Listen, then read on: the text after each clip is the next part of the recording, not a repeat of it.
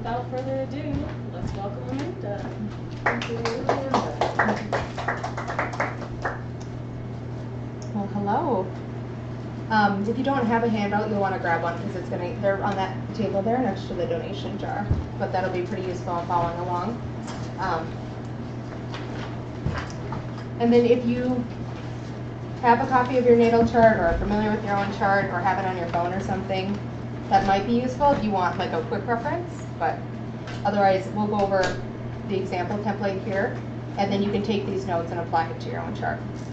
So let's go ahead and begin by taking a minute to get centered. Go ahead and close your eyes. Get settled. Take a couple deep breaths.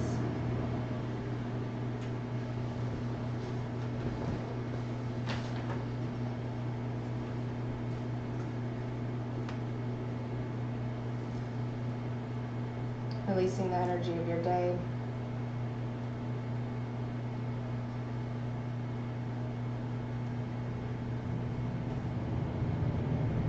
And let's go ahead and begin by visualizing the moment of your birth. Taking a little journey there.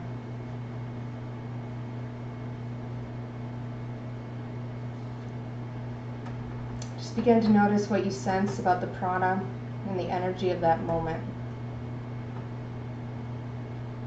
The moment you took your first breath is the moment that we're trying to get to here today.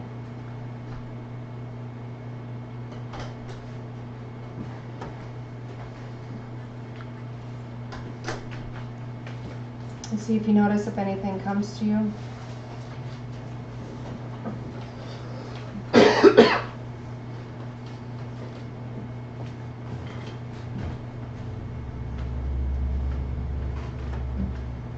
And now notice someone walking towards you. They're on the donation. And this person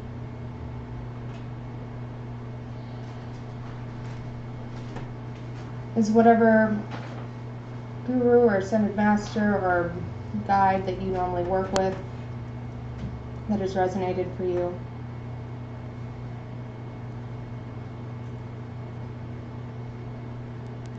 Now imagine them handing you a natal chart, a birth chart, energetically. And reach out and hold it with them, that you're holding your chart together at this moment here in your timeline of your birth.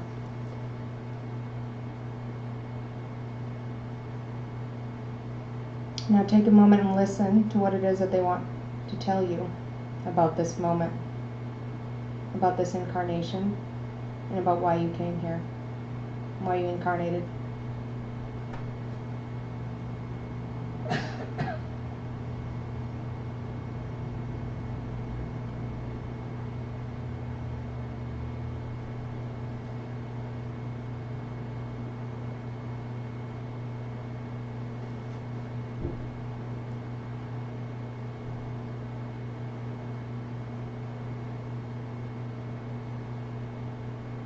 And then begin noticing any stuck points within the chart or that moment that have felt painful or karmic.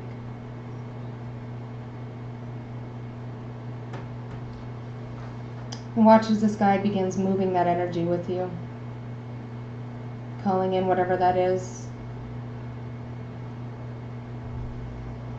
that works for you as far as clearing karma or energy that isn't serving you.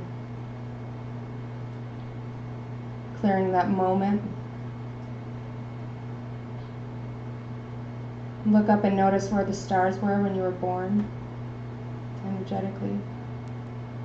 Whatever was retrograde, whatever was direct, whatever was perhaps less than ideal according to traditional astrology.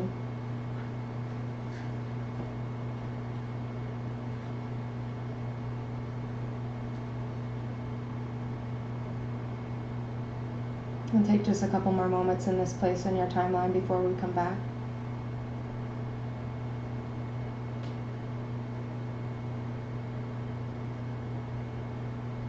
And before we do, see if there's anything that they want to gift you with to return to the present moment with.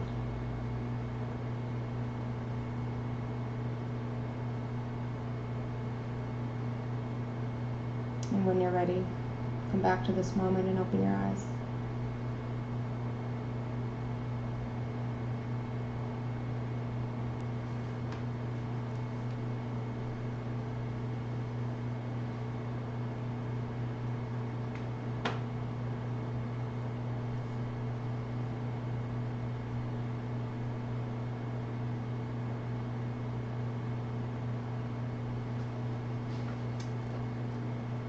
Very good. So,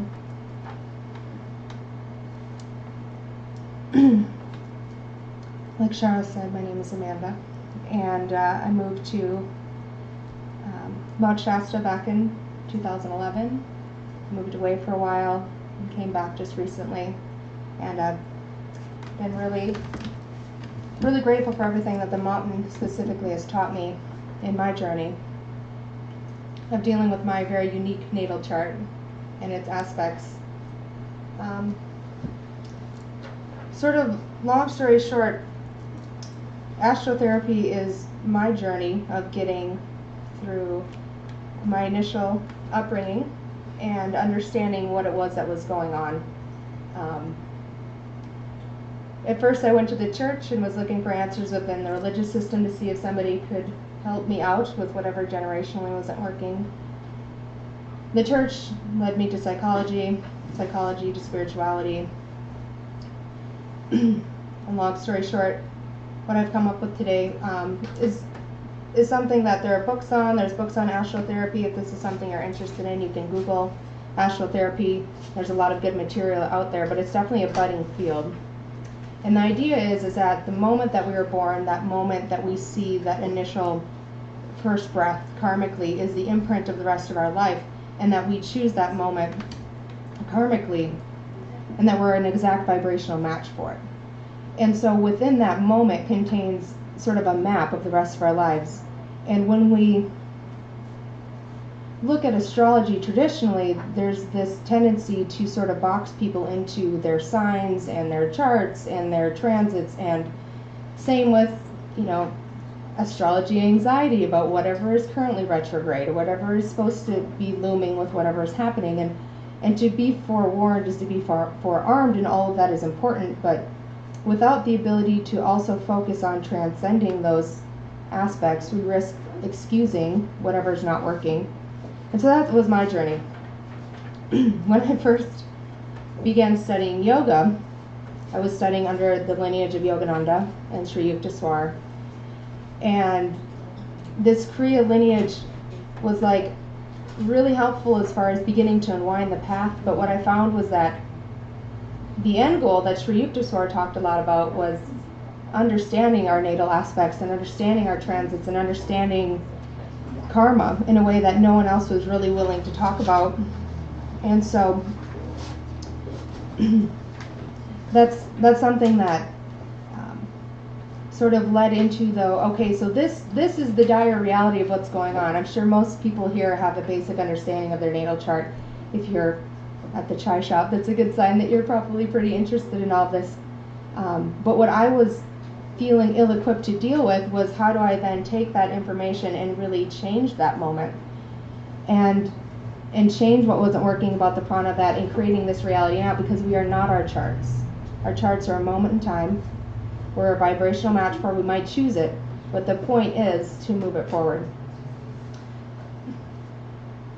So on the handout here, I have a little bit more information for you regarding actually looking up your natal chart. So when you later want to revisit this, that's the first section there. It says natal chart. So if you go to astro.com, that's what I found is most helpful as far as understanding their natal wheel, and they seem to have the most information. But it's totally free. You put in your information, and you need your time of birth. And most people come to me and they're like, well, I think I was born at 9 o'clock, maybe 9:05, I'm not really sure. And what happens with that is that if you're not really sure, it makes it really hard to have this information be valuable, because the houses change so frequently. And so if you call the hospital that you were born, I actually did this 6 months ago, or not even like 3 months ago, but they will tell you what time you were born most of the time. How far back does that go? For the calling the hospital? Yeah. Well, I think that for the most part, as long as they were writing it down and concerned with it, so as long as Western medicine has had a, if that was You assisted can always look at airborne. your birth certificate. It'll give you your stamp. Mine isn't on my birth certificate. Mine No, is. mine isn't. And that's why calling the Around hospital. the 50s or 60s, they started adding, before that, they didn't have a time on birth certificates. Yeah, but at the hospital, They might. they would still potentially, and so that was, so anyway, point being is that, Well, when they filed that form with the county health department. right, yes, that that's the information you're looking for. And that's the point, I guess, of the shamanic journey, is understanding you can get to that moment regardless of having the information or not. It's just part of the manifestation process to really understand it, to call in birth time. Like I had some lady in Russia who had no idea, and their hospitals weren't set up this way, but she was really working on manifesting, and all of a sudden it came to her. Right. And so calling it in is also sort of part of the process Yeah. of like, okay, we're not our chart, and this is really helpful information, so kind of asking the universe for a hand. Right. And that actually was ironic because I went to, as far as we are not our chart, I studied astrology for 2 years, thinking I was born at 10:26 a.m. And I did all of this work as far as moving the energy of the natal chart just last month. And when I went back home to do some of my karmic work with my birth family, my grandma gifted me with the information that was wrong. I was born 20 minutes later, and it moved. So if you take a look on here, on this chart down here, this is my chart, and that stellium up there in the 11th house with all of those planets in it was intercepted, meaning that karmically, that whole mess there of all of those squares and T-squares was also operating at 50%. But when that birth time changed 20 minutes, it moved that whole thing out of there. And so that's sort of the message of Astro-Therapy instead of astrology. It's like we are powerful creators. We are not just our charts. We are not just victims of karma. We are strong, able-bodied individuals, and this whole process of tracking down birth times and whatnot, it's a little arbitrary, but it is a helpful, just one more way of moving energy in the same way we move it with whatever, yoga, meditation, Reiki, shamanism, another tool in our tool belt. So anyway, so if you get a chance, I'd highly recommend actually tracking down your birth time, and then, excuse me, running it through this astro.com. They're super helpful. There's a bunch of information there for free. It's the most helpful thing that I've been able to find. And then as far as learning your aspects, that's the next piece. So I have a website there for you as well. Cafe Astrology, some of you might be familiar with that. I found that they're not quite as helpful with the actual wheel itself, but they are helpful with understanding each of those different dynamics. So like the sun squaring Pluto, to understand what that means. They'll give you a quick print off that's like, here's a really good place to start as far as understanding your natal chart. Excuse me. And then the last piece that I have there is the esoteric wisdom. So if this is something that resonates with you and you're like, man, I really want to know more. The idea of Astro-Therapy too is that we're also empowering people to learn this themselves. So it's like, we might have a basic understanding of astrology. We might have been in this movement long enough to have heard every last time something is eclipsing or something is going on. But to really get to the nitty-gritty of what's going on with our personal vibration, this website I found is the most helpful as far as dealing with the more esoteric understanding. Like you can go back and figure out on this website, like what timeline of history you're repeating karmically. You can, like I'm like redoing something from the Egyptian times apparently, according to this. So that's another helpful resource as well. So anyway, any questions so far? Could you turn that light up a little brighter so that I can read this? Yeah. Oh, that's good. Okay, thanks. That's great. All right, and moving on. Okay, so the first section here I have is called Understand. So this is the part that's I found is a really delicate balance of, although it's really important to understand our natal chart, it's also equally important to not get stuck being like, well, I'm a Leo, therefore I can be loud and obnoxious. It's like that's right? It's pretty, or like, well, Mercury's My dad was a retrograde. Leo, so I totally get that. You're what's a Leo? My dad was a Leo. Yeah. And he was loud and obnoxious a lot. Well, and that's the hard part, is like, even with the transits, it's like, it's really easy to be like, whatever is retrograde, so I'm going to hide under a rock for 3 weeks. And it's like, that's not useful. That's not, it is helpful to know what's going on, but until we have the tools, it's like, that's only half of that. And so, the interesting part about understanding our natal chart and becoming a student of our chart is to be able to learn, for example, in my chart, I have 3 T-squares, which is one of the hardest aspects that you can have. And so when I first learned about it, it was like, wow, this is overwhelming, and what hope is there karmically? And the point of understanding is sort of like in our Saturn return, where Saturn brings us this gift of getting to a place where things seem pretty negative, but in the end, it's like the seriousness and the understanding is just another tool of awareness to propel us forward to a more balanced place.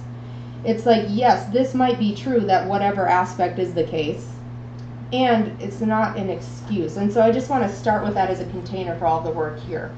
That, yes, fill in the blank is my whatever, and I'm a powerful creator.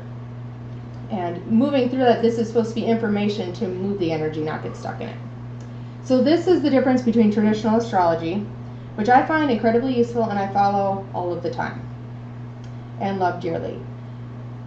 As far as this personal work and what I've studied in studying Astro-Therapy, that isn't my passion. So if I do a reading with somebody, it's not so much about like explaining to them what it means that the moon is squaring the sun in their natal chart, as it is to understand the larger picture of what we're trying to move, both with their original natal chart in that moment and how that is affecting this current reality. And so a certain basic understanding of angular chart relationships is kind of necessary for that, right?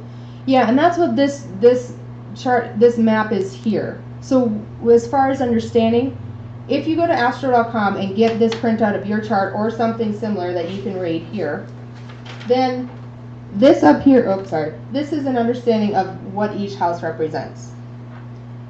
So if you sit down with your chart and you want to go through and say, interesting, so I've got my moon in the first house. What is the first house? Well, the first house is subjective self-awareness, personality, masked identity, self-image is projected to others, self-expressions, and outer expression. So basically the moon's in Aries.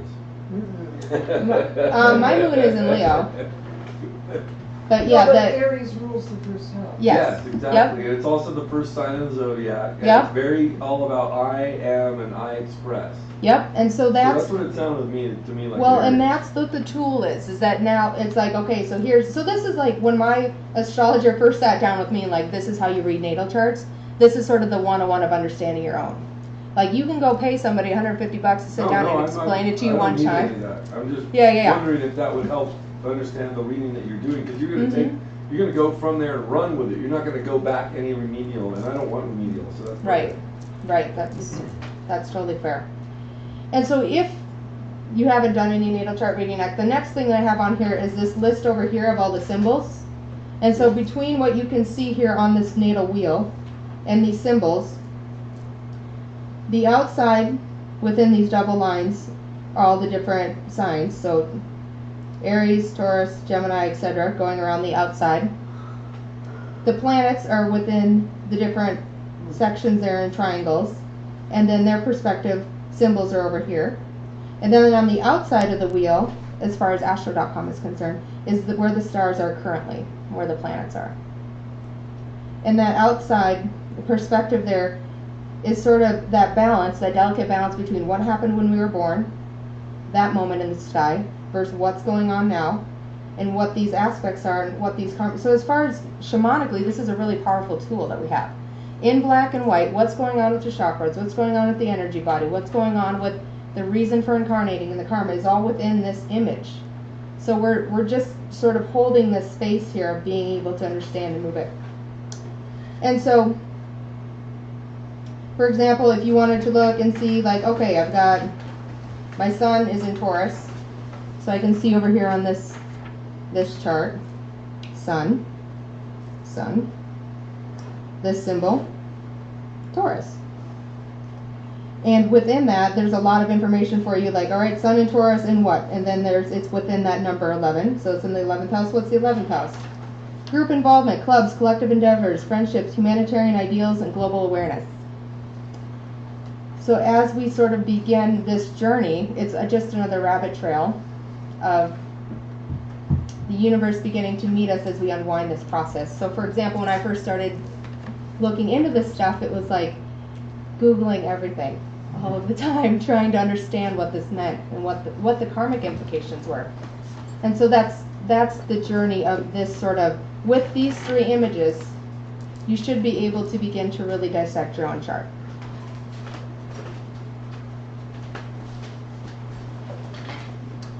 Okay, so any questions about that? Do you think that the original correspondence of a particular house with a particular sign is a reflection of energy on a different sign that ends up in that house? For instance, if you end up with, like you said,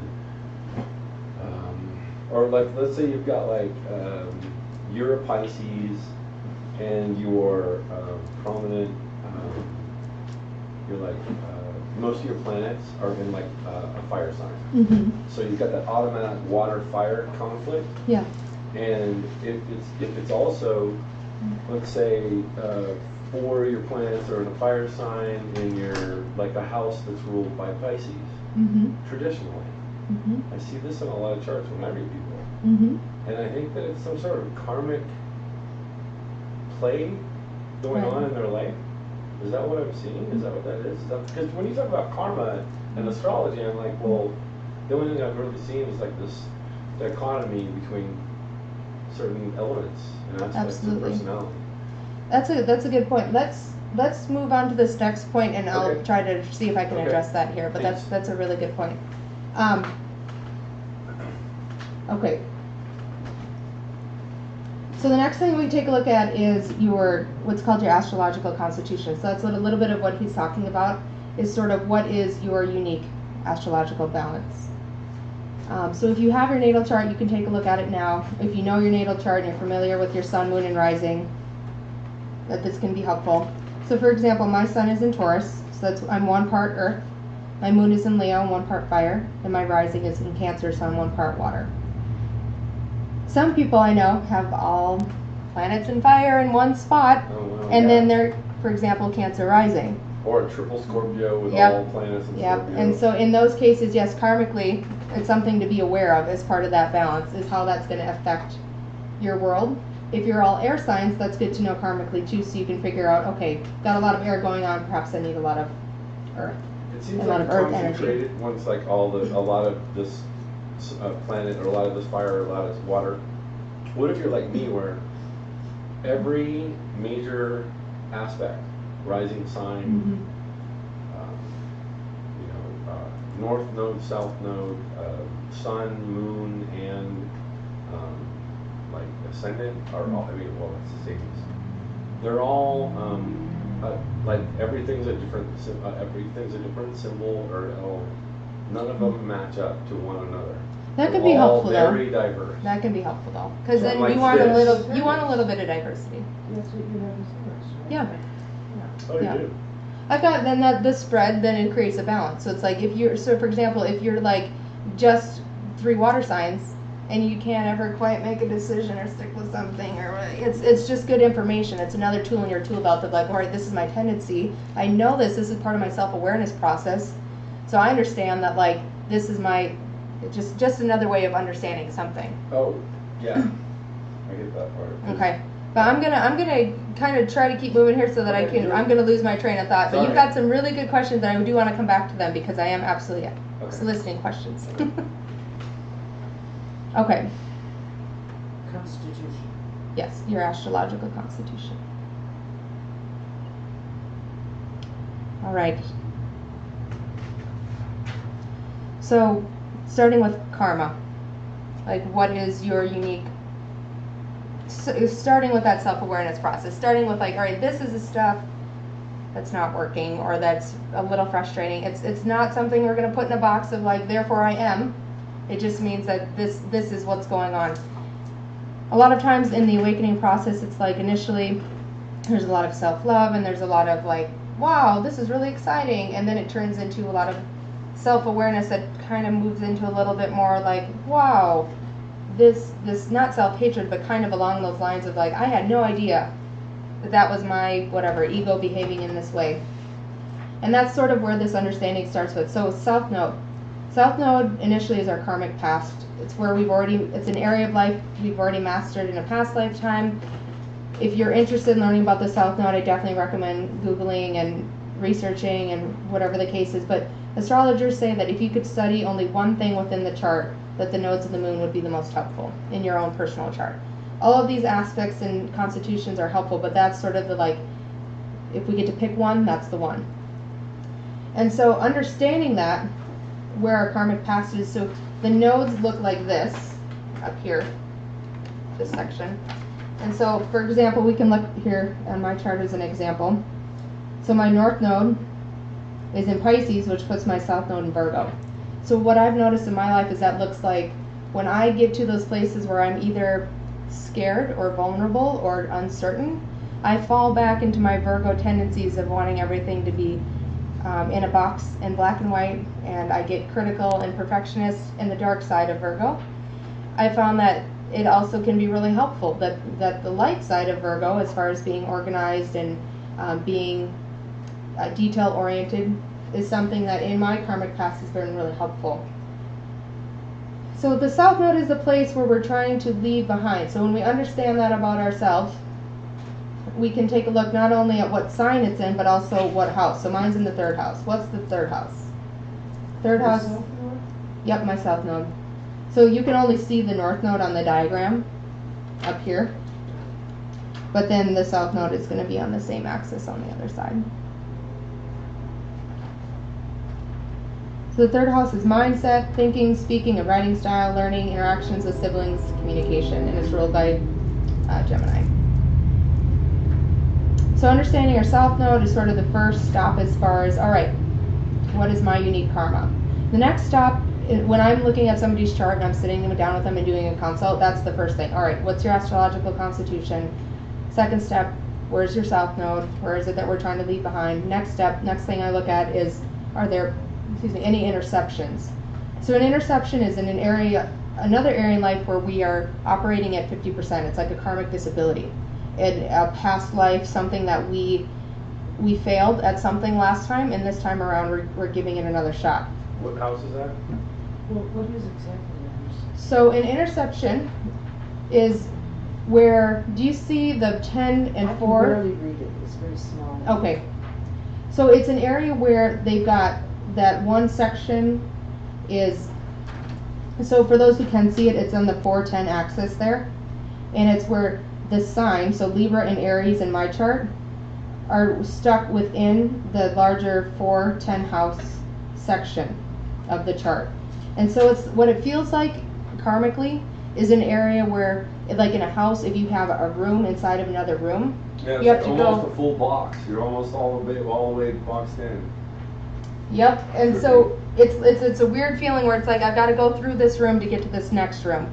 And it's actually a phenomenon that happens the further north that you move of the equator as you're born. And not everybody has one of these, but if you have one of them, it's a good information. So just as an example, and you can email me with questions or call me later if you're like, hey, what was that interception thing and where was that in my chart? We can take a look at it too, but this is kind of the brief overview of like, here's a lot of information, take what you can. Take what you can use, whatever resonates, leave behind the rest.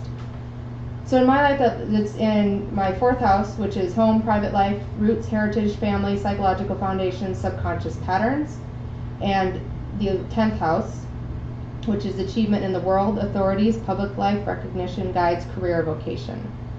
So this is sort of the point where, as opposed to other people in these areas of life, I personally have found that does resonate as true. That these areas are areas that I've had to put more energy behind. All right. And then the next part, as far as the first step of understanding, is T-squares, squares, and crosses. So, does everyone here have any questions about squares? Have you guys heard of this before? This concept of when things oppose each other? No, you don't have questions? Or you understand? I haven't heard of that. You haven't heard that? Okay. So a square is, there are two aspects in astrology where, for example, if you read the astrology forecast for today and it's like the sun is trining Uranus, that's considered an easy aspect or a blessing or an energy that's really supportive. And then if it's squaring, if this, for example, if like Pluto is squaring Venus like it is this weekend, then it's an energy of tension and of crisis. And so, for example, I have a friend in my life who has 3 trines in his chart, and they're actually not just trines, but they're grand trines, so there are 3 of them together. And things for him are a little bit more easy, and he calls himself lucky, and he definitely is, and that's how his life is. Whereas my chart, I have 1, 2, 3 T-squares, which is the opposite of that energy, which is a lot of dynamic energy, a lot of forward movement, a lot of making things happen, but also a lot of that like, what is going on here? And astrology was the first time I ever sort of got validated for that experience of like, okay, this isn't just me thinking that this is happening. This is actually what's going on here, is that there is something objectively, other than some whatever, healer, shaman, whatever, trying their best to read through my chakras or, guru. But having someone to be able to look at it in black and white and be like, okay, math equations here, this is what's going on. So that's the next, right? Or at least that's where you resonated for your truth. Everybody. Well, everyone's truth is different. Math is the universal language, but so is music and color. For me, so at that time, everybody finds the wisdom through a different path. And that's what I needed after all of those years of having those more feminine subjective paths, because that's my south node. Well, because so my south node is needing it in black and white, instead of having the Pisces. I think I met you before. Yeah, I did live in Hawaii. I lived in Kauai, Big Eye, and Oahu. Because I lived on Big Eye and Maui. Cool. We'll have to talk after. Sorry. The sidetrack. Okay, so as another example of hard aspects, in Astro-Therapy, there's been this evolution of understanding that we can look as far as a psychological perspective and see different tendencies within a natal chart.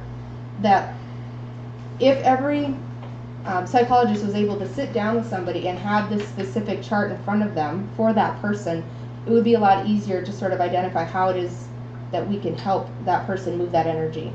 So for an example, T-squares a lot of times are known for things like Asperger's. So that's another interesting thing too, as well, as we can begin to look at the chart and see like, okay, these are the hard aspects. And according to psychology, we've now, as sort of what Pluto has done in this last century, has gifted us things like psychology, these understanding the depth of the human experience. And now we have more words, whereas back in the day, as far as yoga and spirituality and Eastern religion was concerned, all of that was sort of just lumped under this category of karma. And nowadays it's like, all right, this is karma, and here's more information on how we've learned to sort of move this. And the neat thing too is that there's this understanding and translation that karma roughly translates to trauma, is what psychology has discovered. That trauma is what that is that these areas of tension and whatnot. And so that was really helpful for me in sort of marrying the two worlds to figure out that, like, yeah, a lot of people, when I look at their chart, it's pretty easy to see the people who do really have some trauma and some karma to work through, and the people that don't.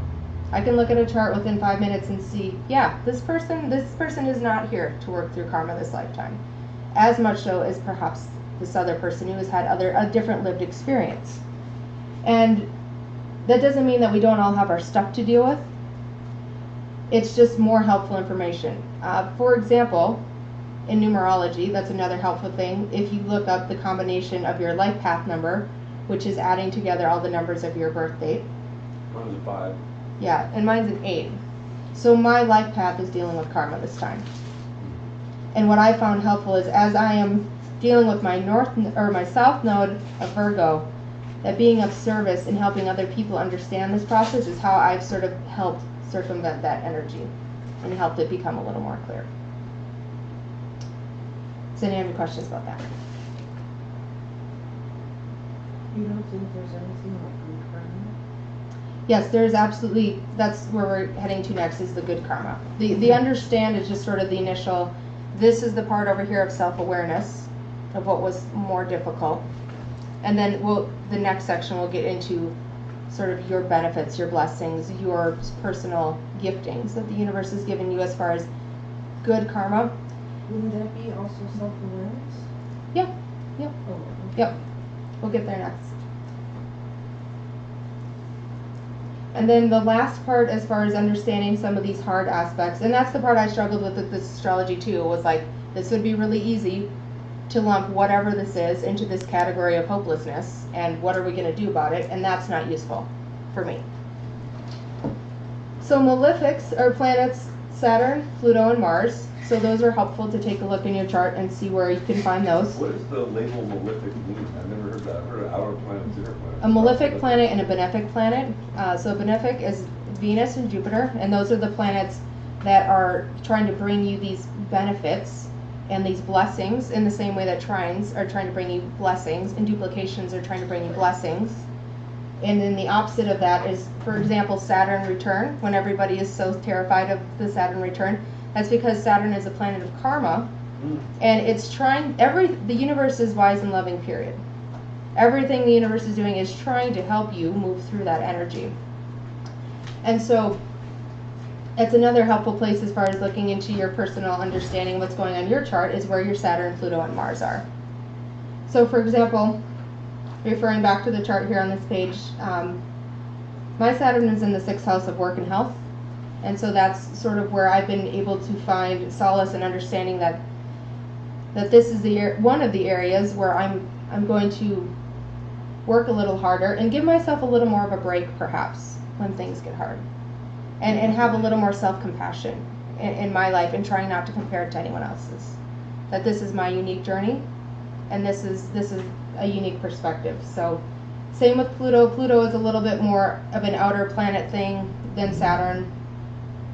But Mars as well is also the planet of action. So it's like a super dynamic chart with a lot of hard aspects or a lot of, karmic implications as far as the hard parts of karma. It's not a bad thing. It just means that it's going to take a little more impetus and energy and movement this lifetime. There's more stuff going on in these areas. It looks like it trines all those planets in Taurus. No? Yeah, so the hard part in this is that this print off here from the library isn't in color. So the hard part is that those are red, and that's the red aspects are the square and the blue aspects are the trines. I'm just trying to look from sign to sign. I can Yeah. figure out 90 degrees and 120 degrees. Right. It's not hard to figure out. But it looks like, maybe I'm mistaken, but the big squares are on the outside. Aren't those trines? So there's both coming into that 11th house there. Yeah. There's trines and squares. The Yeah. squares are the larger aspect. The squares are the ones that make it looks like Big square. like a big square. Like if it had that other section there, that would be a really difficult aspect. That would be an aspect that would be like Oprah Winfrey and Steve Jobs have these types of aspects where they're really difficult. And in their lifetime, it's this tension, but in the end, it's this dynamic, moving forward into what they had to create this life. And so it's just more information for your journey and what resonates and what doesn't.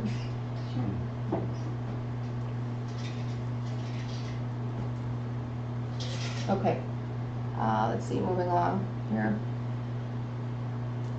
All right, so now, as far as understanding some of those not so fun to talk about hard aspects, is how do we heal this energy? How do we move it forward? What's that process of? Great, that's what's going on.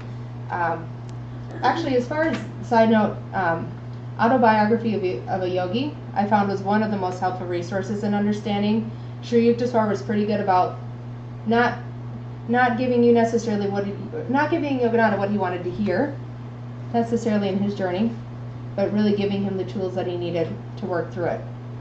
And so I know there's copies here for sale too, Yes. or yeah. So if this is something that interests you, I feel like that was most helpful for me, at least in understanding that we don't get to skip the step And of it's understanding. free. Steve Jobs put it online free. Steve Jobs put it online for free. Okay, Oh, I awesome. didn't know that. That's cool. Yeah. And so that lineage, I feel like too, and Yogananda spirit, I feel like being here in this area in the mountain, it's like this is definitely an area of, in the new age sometimes, it's pretty easy to be like, just looking at the positive, which is important, but there is a Saturnian energy of also being aware of these difficult aspects. So that's, Sri Yukteswar was the first one of my teachers personally that really helped open my eyes to like, oh, all right, this is what's happening. Thank you. Okay, so healing.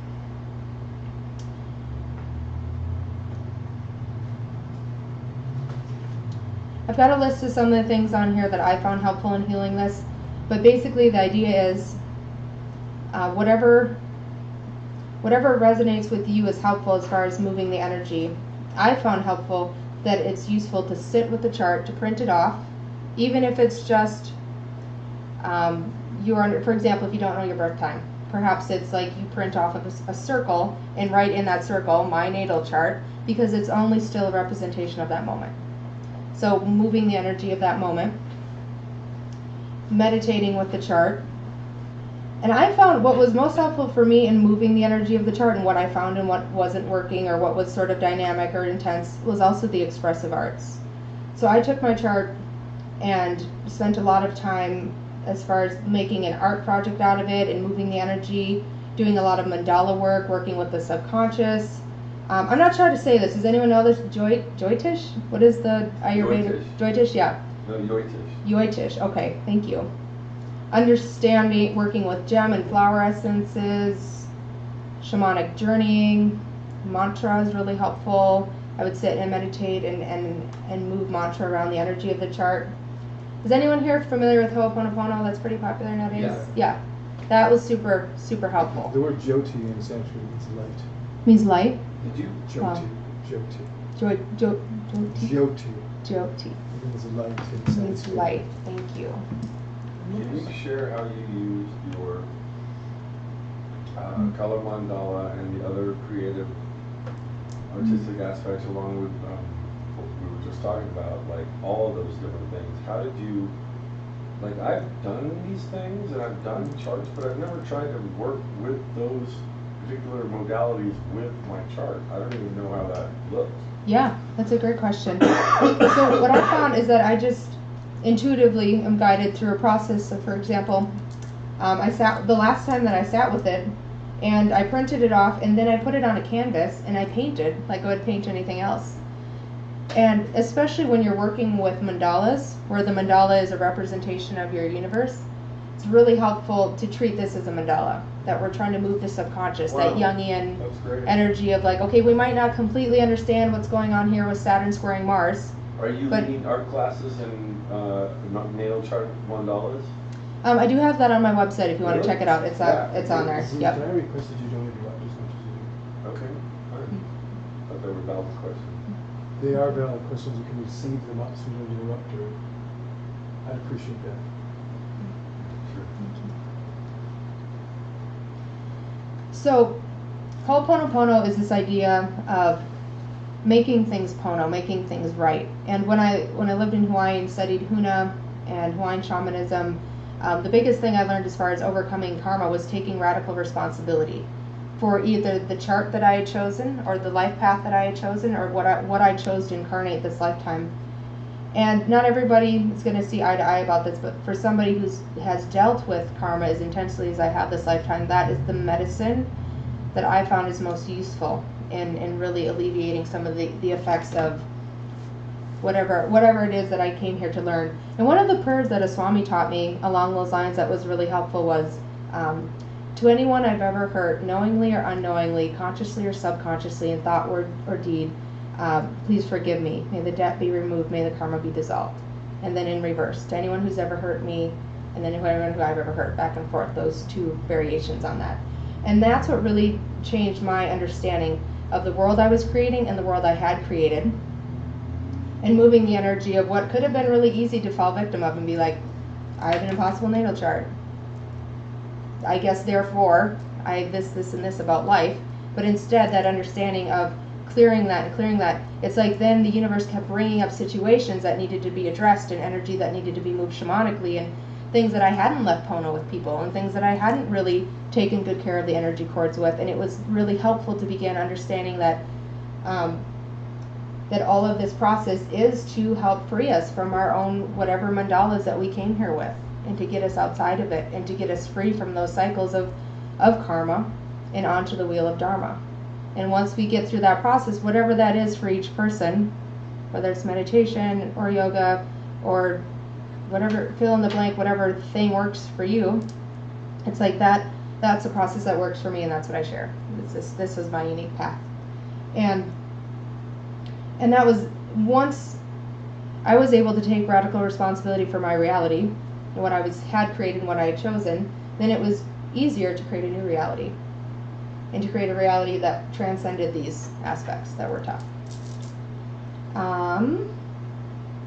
Okay. Any questions about that? And we'll get to the last section here.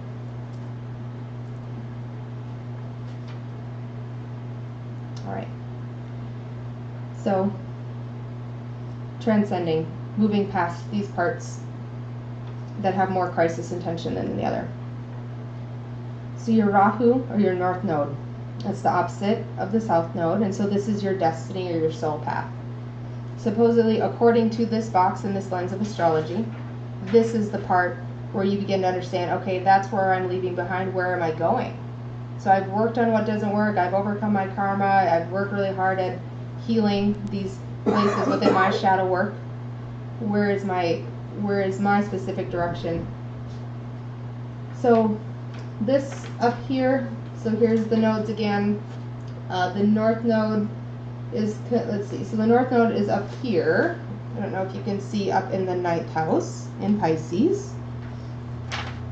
Excuse me. So you can take a look at your natal chart and see where your North Node is. If you have questions, like I said, you can email me and ask and I'll help you find it. But so this is going to give us a lot of information as far as the soul path and what we're moving towards. So in this lifetime for me specifically, according to this lens of looking at the world, moving towards the search for meaning, higher education, mind expansion, philosophy of life, religious journeys, and travel. So moving away from the 3rd house towards the 9th house. And I'm also moving towards Pisces. So what we know about the energy of Pisces is very spiritual. It's a sign of connecting with the divine. It's going with the flow. It's trusting the process instead of needing everything to be in these boxes.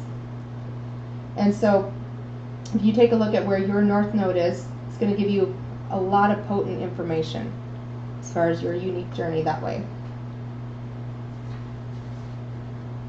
The next sort of moving forward energy, instead of looking behind with what hasn't worked in the past, is a duplication.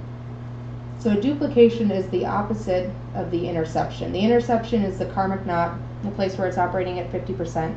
Once that happens, there's this other energy that plays out, that then you get sort of like this blessing from the universe of things operating at 150%. So what that looks like is where one of the triangles fits within one of the houses instead of intercepting it.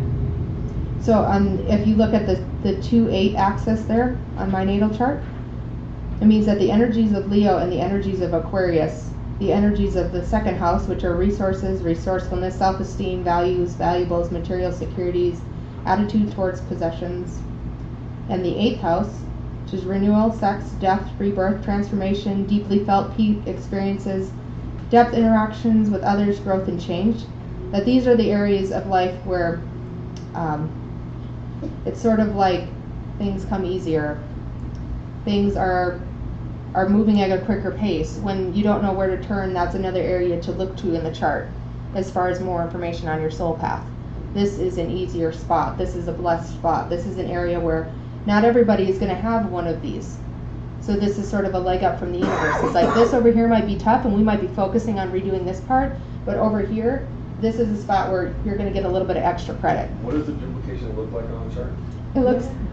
It looks like we're in the 2nd house in Leo here, where the house itself, or the sign, you can see the triangle is within that. And that's Wait, can you say that one more time? Here, I didn't get I'll it. show you. It's I'll walk hard around to- and show you. This is hard to see anyway. Yeah, this so- is hard to see, but, so over here,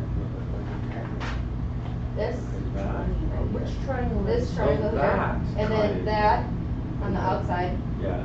So this, wait, on here it'd be this one? Yep. Leo? Yep, Leo, Okay. that's So what it that looks line like. right there, okay. So this triangle here, these within. You mean the house? This is a Yep, house? Yep, the house and the sign. So the sign here is enclosing this part, as opposed to over here, where this sign is stuck within this house. Got it? Okay. Does anyone else want to be shown what that Yeah. looks like? Okay, so here's the intersection here, is where this sign is stuck within this house. And then again up here, this Aries is stuck within the 10th house. And then the duplication is where the second house and the 8th house are, the sign is enclosing the house this time. And so they're not supposed to do that. There's, see how the other ones all have cusps? Right. So that's what you're looking at. I'm just trying to figure out the difference. So this part here doesn't have any planets in it. What you do is a cusp. Yep, but this cusp here there should be a house cusp on every one. Like this, like this, like this, and then these ones here where the sign and the house are locked together like that. That's where the energy gets funny. That's kind of a funny concept. You guys want to be shown? Okay. So here's This is where my name Here's the is. forecast and compass. This is the sign, this is the house. This is the sign, this is the house. Well, The you sign know, is if you stuck had within anything this that house. was intercepted, and Stuck. houses that are intercepted, that means you Okay, gotta and have this is the houses opposite that of the are second and eighth. This here is duplication. the sign is enclosing I the don't know if I have house one or instead not. of the house enclosing the sign. I never looked for a duplication. You have I questions never about even- that? I never Yeah. heard of Okay, that. sounds I never heard good. of Sounds that. good. Yeah, or Did you guys want to be Never shown? Never heard of karmic blessings on a chart either. Well, that's. North node, south node, heart of fortune, you know, I mean, it's a lot of stuff. Current fortunes, you know, like. I'm just saying that the terminology she's using is advanced astrology that I never really delved this deep into it, and I appreciate her work a great deal. I don't know, I feel like eight She really went into the math of it and gets into the angular I'll say relationships, and I never really got into the math of it at all, so. Does it make like a huge difference? You have a real mathematical, appreciation for this type of work, don't you? You're good at it. Somewhat, but that's, I guess, my point of trying to really focus on using all of these tools, whatever your thing is. If your thing is Reiki, you know, moving the Reiki energy of the natal chart. If your thing is art, using art to move the energy so that you don't have to understand it. You can come and sit down and talk with me if you want to learn more about it, but here's a condensed version of astrologer was kind enough to sit down with me and explain something that I can't find on the internet anywhere, I've other than never the heard half of the Astro-Therapy. things you're talking about in any astrology book or website. I'm like, karmic blessing, way out. Duplication. Nobody. I've never heard that stuff before. Yeah, it was sort of handed to me as my life path It's to figure it out. amazing. Thank you. Yeah. All right, so we've gone over the duplication, the interception, and then the last thing is the trines. So the trines are the blue aspects. They're the blessings of the chart, the area where things are easier, so to speak. So that goes back to that cafe astrology. If you want the printout, it explains each of your aspects of Jupiter trining Saturn, or whatever the case is. That will give you more information about other areas of your chart that are easier. Is the chart free? Yep, the chart's free. All of these resources are free. And this isn't supposed to be like we sit down for an hour and we pound this all out and now you understand it. It's like, wow, if I want to over the course of the next 6 months study my own chart, at least now I have somewhere to start. Exactly. Other than, I could pay somebody $150 to explain this to me. That's a lot of money to pay somebody when the process is kind of the point. The being able to take the power out of the person who can read it and gift it to the people, that's the journey of really empowering people to learn this themselves. It might be a little hard at first, it is a little confusing, but once you get the hang of it, it's like, oh, this is, and then there's also a phase of being scared about it, and being like, oh no, I have this aspect. That's not useful. That's not useful energy to get stuck in. So this is just the friendly reminder, keep moving. Moving to the point where we're moving the energy. All right, and then the last piece that I want to touch on here were the benefics. So we talked a little bit about looking at where Saturn and Mars and Pluto are in your chart, areas of more karma, more crisis, more tension, and areas where Jupiter and Venus are. So if you look at this chart here, and you can Google these charts, like if these aren't big enough, this is just so, like, you have something to look at, and you can email me or call me, and I'll help you. But point is that you can Google image of zodiac wheel, and it'll Google give you 100 different images of a zodiac wheel, and then you can figure out, all right, first house means this, second house means this. You sort of catch a rhythm with it. Same with the symbols. You don't have to memorize the symbol for Aries. You can also Google, zodiac signs, zodiac symbols, house signs, house symbols, planet signs, planet symbols, and all of these things are sort of the universe meeting you halfway to learn about this. So if you look on the chart for the sign for Venus, if you can see it in the light and if it's big enough, etc., etc., and then take a look on the natal wheel as to where Venus is located, we have a lot of information then about one area of the chart that also is sort of karmically blessed. So on this natal wheel, according to Amanda incarnating here, Venus is in the 12th house in Gemini. So it's one area of life that's being touched by the Venetian energy of love and benevolence and a sort of a softness compared to Saturn and Mars, the planets of karma and action and making things happen. And then the other thing, if you want to take a look and figure out where Jupiter is here on the table and find the symbol for that, and then you can compare on the natal wheel and look for where Jupiter is. So if you can't see it, it's in the 11th house in Taurus. So up here. Is it conjunct or something? Yep. Yep. And so Jupiter, they say, is the area of life that's where we turn when we don't know where to go. And so for me, that's my friendships. When I am feeling stuck, I turn to my friends. Like, hey, what do you think about this? What's your second opinion on whatever's going on? So that's another important place to understand. I ironically have lots of friends who are Taurus, or my sounding boards that way. And another area of understanding, sort of the opposite of, all right, if Saturn is this planet of working through health stuff this lifetime and work stuff, then over here is Taurus and Jupiter softening some of that energy. And so then it's also neat in the end, as sort of a closing note here, to pay attention to how these aspects are working together. So any of the jargon set aside, anyone can intuitively look at a chart and feel the energy. So taking a look at this energy here, leaning into it and understanding it is not just a path of being able to understand all these things, but understanding that, like, interesting, yeah, that dynamic here and that dynamic there, I can sense some tension there. And so trusting that process is also a big part of my message today, is even though astrology is sort of this world that's clouded in a lot of these scientific terms, but anybody can move energy in whatever their specific gifting is, in addressing this and feeling the energy and working through it. All right, let's see. I think there's one thing I didn't mention that I wanted to mention real quick. If you don't believe in past lives, there's also a belief within astrology that, say perhaps you don't believe that you failed something in a past life because you don't believe in past lives, that there's also this 35-year mark in astrology, that before the age of 35 and after the age of 35 is sort of like where we've come to some sort of point of resolve, and now the quote-unquote future life is that past 35 time. And then the other piece I wanted to mention was human design. Once you have this information about your life path, your karmic astrology, taking a look at your aspects, there's also, you can input that same information. If you Google human design, you can put that information in there as well, and that'll give you a lot of this type of information. Human design is sort of like this upgrade from astrology that incorporates. Has anyone here heard of human design? Yeah. I was born in Kauai, and that I found is super helpful as well. Sort of, go ahead. So is it humandesign.com or something like I'm pretty sure it's humandesign.com, but if you put human design into the Google search engine, it should pop up with their I website. know I'm a manifesting generator.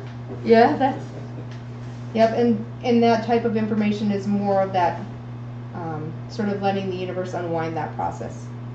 But human design too is pretty useful in sort of the evolution of astrology. Like, okay, here's this, astrology is really good at diagnosing what's going on, but a lot of these other things and pieces of understanding psychology and Jungian pieces and shamanism and whatnot are better at sort of moving things forward. And so what are we going to do about it? Let's see here real quick.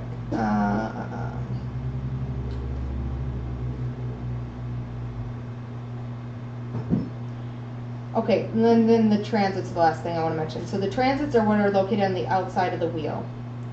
So as you're looking at, and then this will be on YouTube too if you want to re-listen to a part and you're like, I don't understand what she's talking about. You're welcome to revisit that. But on the outside of the wheel is what's going on currently with the stars and planets today. So when you run it on that day, that's a lot of information too. So for example, we look at Saturn. Saturn is moving through my Saturn return. I'm pretty much at the peak of it. And so that's a lot of good information too as far as understanding not just the moment, but what's going on now. And remembering that we can move that energy as well. So if you get to a point of reading your horoscope every day and feeling a little bit of concern, like, hey, this new moon is kind of sounds like astrologically a rough one, I found it helpful to sit with that and move that energy instead of just be living in fear about that. So a little more information there as well. All right, so that is what I have to say today. What other questions do you guys have for me? Finger of God. What was that? Finger of God. Finger of God? Yeah, that's the terms that they use for the. Where is that? It's not on your sheet, I know, but I was wondering if you had anything personally to say, because it looks like you have a finger. I don't have anything personally to say. What is that? That I have one? I think so. Oh, cool. I can't see the degrees. The chart's hard to see, but Yeah. it's where you have a sextile, Mhm. and then the two planets are a sextile form of incomes. Cool. So you have stellium Taurus. Well, interesting. I'm gonna write that down because I guess I do remember hearing of it, but I would be very curious to learn more about what that entails as far as my. Like I said, I can't see precisely, but it looks like it might have it. Cool. Thank you. Do you know anything about finger of God? No, never heard of it. I have no idea what you're talking about. Then again, I've never heard of a duplication before or a blessing. I know what the figure of God is. Chart. Yeah. What It's do this. Oh. True. Or some other finger. Right. You guys have any other thoughts? You're available for, if I get a nail chart printed up with this Cafe Society, I can bring it to you. And you'll- Mondays, 3 to 6, or by appointment. I am available. Yep. I'll be here at the chai shop. What's the suggested donation? You know, I don't have a suggested donation yet, so I'm really As do much trust. as you can afford. Well, Of course. I really trust the Bank of the Universe All right. that way.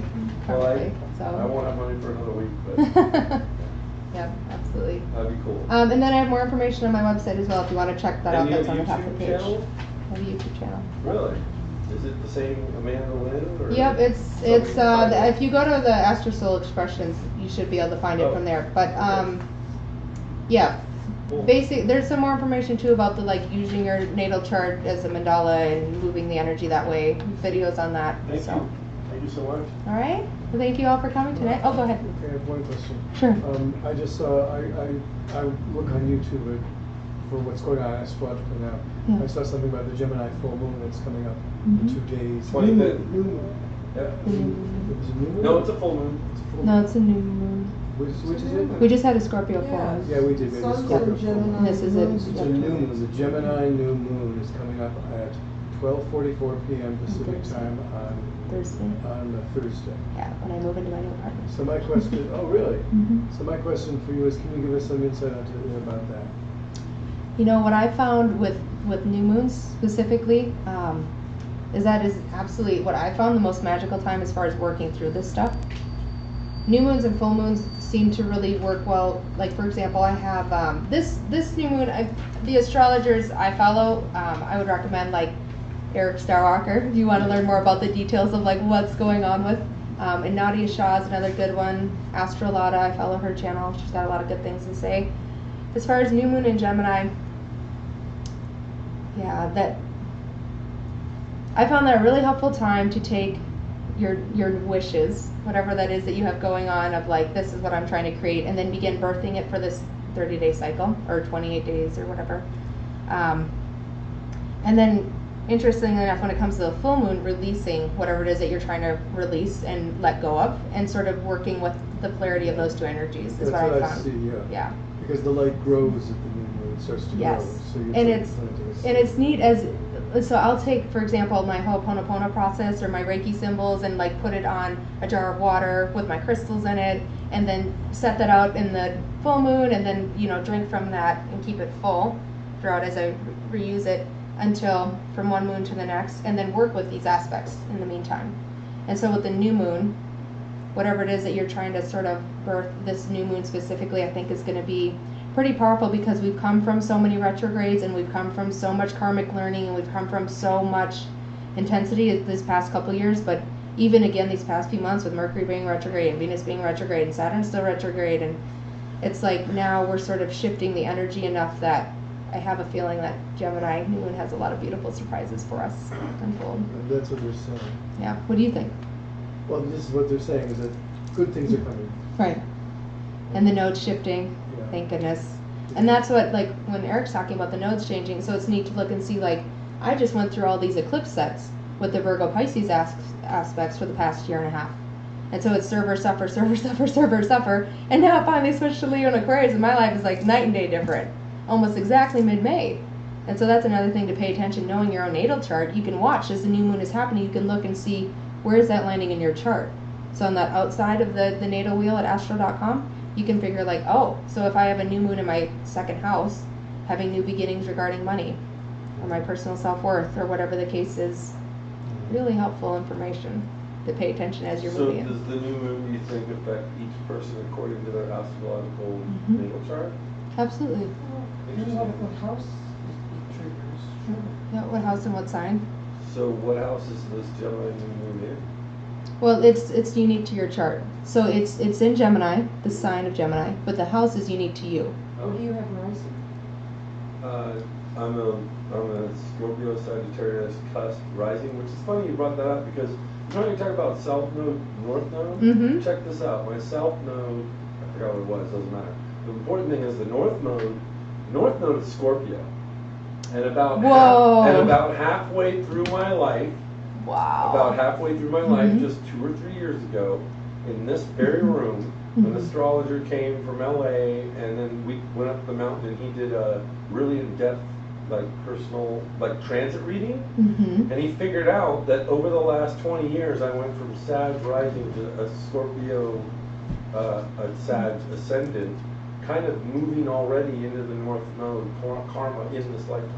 So you have Scorpio North Node and a Scorpio rising? I had a Sagittarius.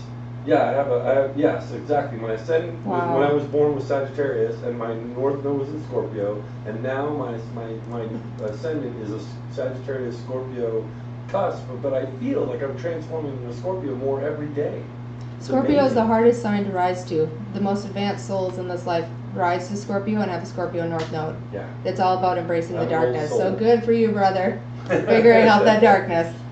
So the moon will be probably transiting in your seventh house.